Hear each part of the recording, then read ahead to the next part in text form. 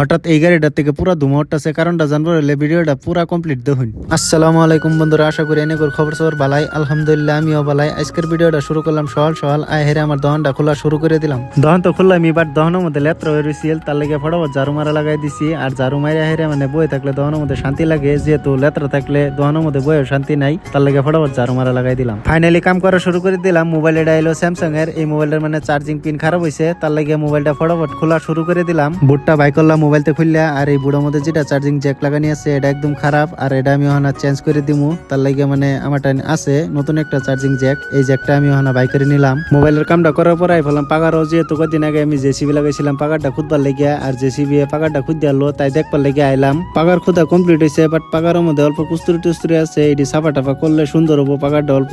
আর ওখানে মানে এই কামটা করতাম না, কারণ ঈদ আই পড়ছে, 4-5টা দিন আছে। ঈদের পরে ভাবতেছি যে পাগারের কামটা মানে শুরু করবো। পাগারতে তখন আইলাম, আহেরে টুকটাক কাম করলাম, এই কামটা লাস্ট করলাম। এই মোবাইলটার মানে ফোল্ডারটা চেঞ্জ করবার লেগে দিছিল কাস্টমারে, Redmi Note 9 Pro, তে ফোল্ডারটা আমি লাগাই হেরে কাস্টমারটা মোবাইলটা দিলাম। আমি যে ভিডিওর ফার্স্টে কইছিলাম এই গাড়িটার থেকে ধুমোটা আছে, আসলে এই গাড়িটা বহুতটা দূরের থেকে রানিং করে আইছে। আর রেডিয়েটরের মধ্যে বিলকুল পানি আসিল না, ওখানে অল্প অল্প ড্রাইভারটা পানিটা ডালতাছে, তার লাগিয়ে মানে ধুমাটা উঠতেছে। এখন দহন বন্ধ করে বাড়ির দিকে গেতেছি।